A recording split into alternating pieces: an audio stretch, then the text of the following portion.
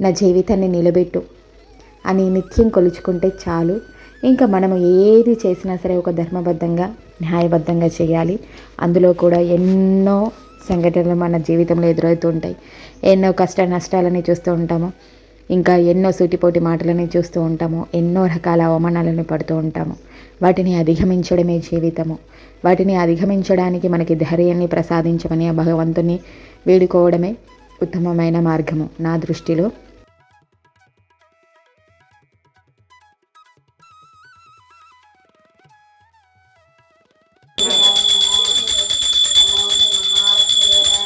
దేవుడికి ఇంట్లో గంట కొట్టకూడదు, అపచారం అపచారం. అయ్యయ్యో, ఇంట్లో దేవుడికి హారతి ఇస్తున్నారా? ఇక అన్నీ అరిష్టాలే.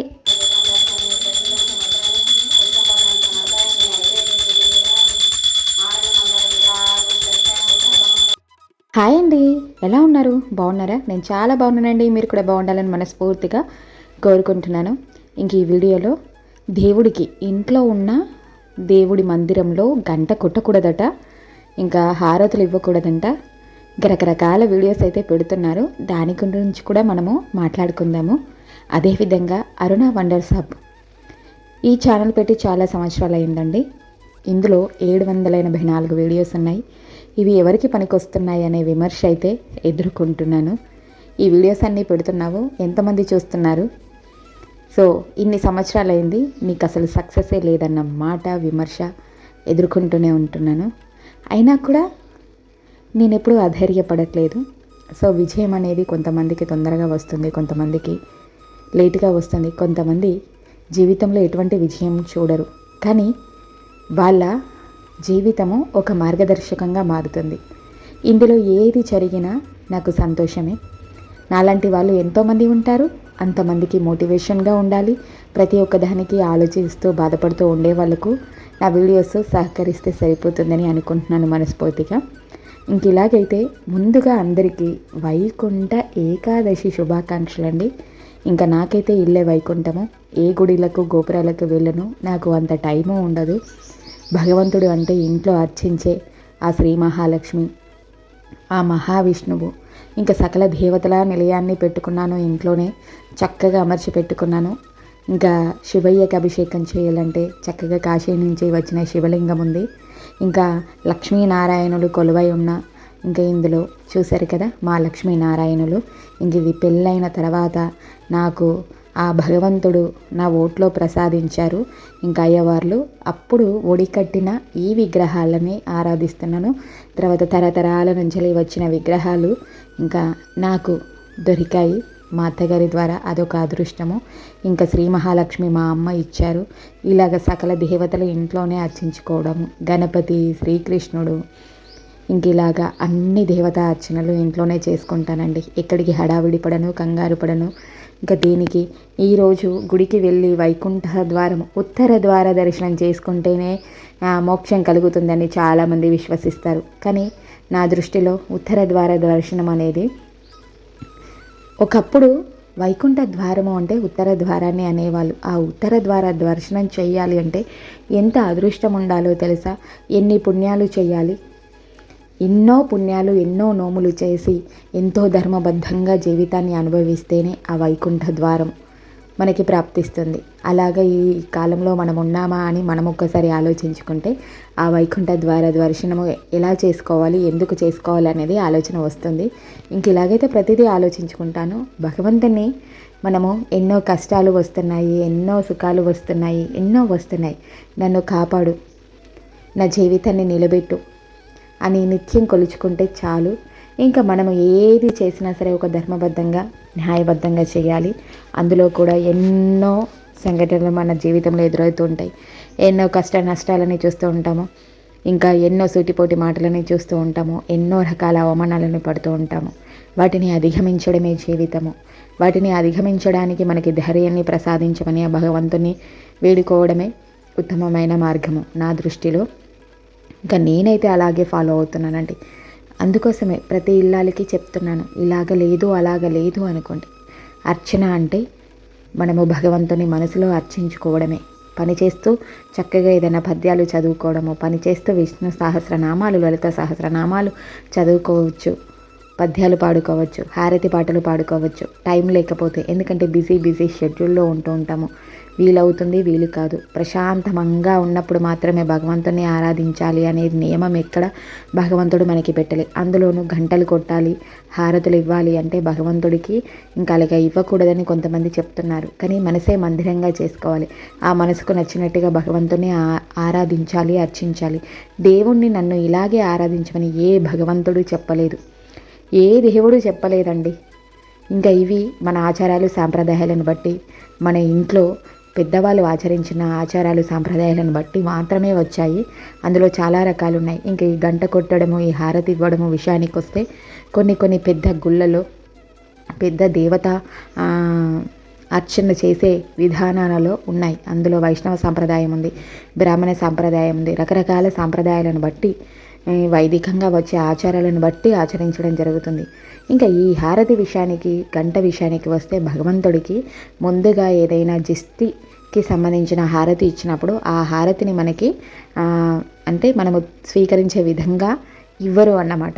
అలాంటి హారతి భగవంతుడికి ఇస్తారు. అందులో వెంకటేశ్వర స్వామికి, విష్ణుమూర్తి దేవాలయాలలో ఇలాగ రకరకాల దేవాలయాలలో ఉంటుంది ఆ హారతి. తప్ప మామూలుగా మిగతా హారతులన్నీ భగవంతుడికి ఇచ్చిన హారతిని మనము స్వీకరించే విధంగా ఇస్తాడు. ఆ విషయంలో అది ఒక్కటి చెప్పకుండా ఇలాగ చెప్తున్నారు. సో మనం ఇంట్లో భగవంతుడికి చక్కగా హారతిని ఇచ్చుకోవచ్చు, అభిషేకాలు చేసుకోవచ్చు, అర్చన చేసుకోవచ్చు. యథాశక్తిగా ఎలాగైనా అర్చించి ఆ భగవంతుడి ఆశీస్సులు పొందొచ్చు. దానికి ఎటువంటి నియమాలు నిష్టలు అనేవి ఆలోచించకుండా కొద్దిగా మనసుకు సంబంధించి ఆలోచించుకొని మనసుతో చేసుకుంటే సరిపోతుంది. ఇంకా ఎందుకంటే భయం అండి, మన జీవితం అసలు బాగాలేదు, కష్టాలు ఉన్నాయి, ఇంకా ఎప్పుడు కష్టపడుతున్నాము, ఇబ్బందులు వస్తున్నాయి అన్నప్పుడు భగవంతుని ఆరాధించడం విషయంలో భయపడుతూ ఉంటాము. అమ్మో ఇలాగ చేస్తే అపచారం వస్తుందేమో, ఇలాగ చేస్తే ఇంకా మనం కష్టాలు పడతామేమో, మనము బాధపడతామేమో, మనకు లేనిపోనివన్నీ అవుతాయేమో అని. భగవంతుడు అంత దుర్మార్గంగా అయితే మన విషయంలో ఆలోచించాడు. అది తెలిసి చేసినా సరే కొన్ని విషయాలలో తప్పే అవుతుంది.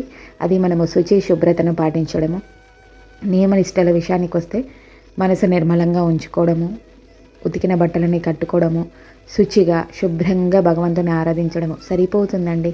అంతకు మించి ఏమీ ఉండదు. ఒకప్పుడు భక్తికి పెద్ద పీట వేశాడనేది భగవంతుడికి తెలిసిందే కదా. భక్త మార్కండయ్య భక్తి, అదేవిధంగా భక్త కన్నప్ప భక్తి, ఇలాగ రకరకాలుగా భగవంతుడు ఏది పెట్టినా స్వీకరించాడు. మాంసాన్ని పెట్టినా కూడా, నైవేద్యంగా పెట్టినా కూడా దేవుడు భగవంతుడు స్వీకరించాడు, శివుడు స్వీకరించాడు, విష్ణుమూర్తి స్వీకరించాడు.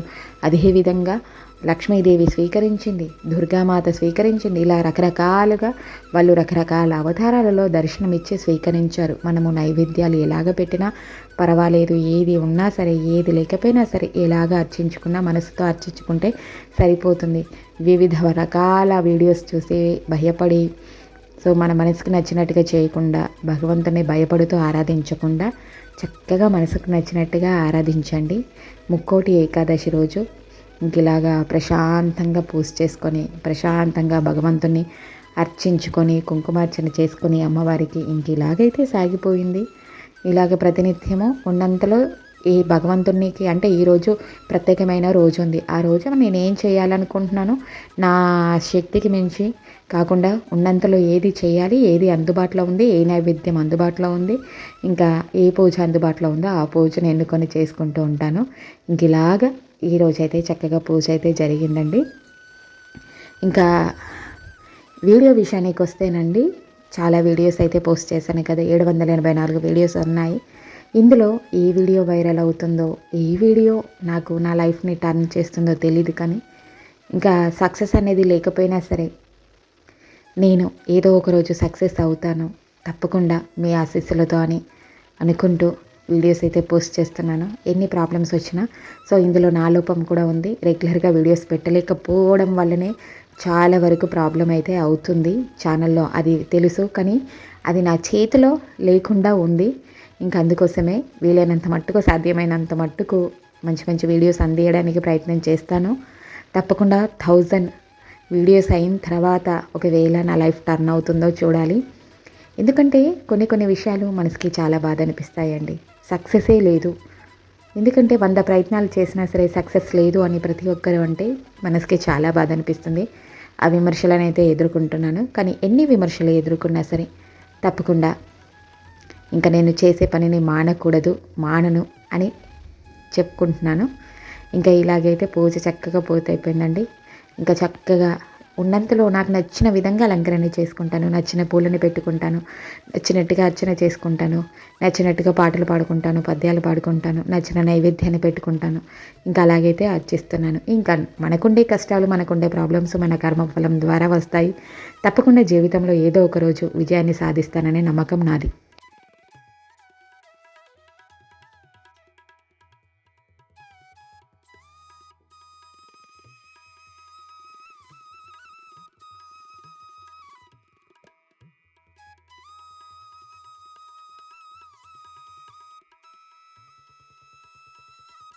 ఇంకా ఇలాగైతే ఈ వీడియోని పూర్తి చేయాలనుకుంటున్నాను.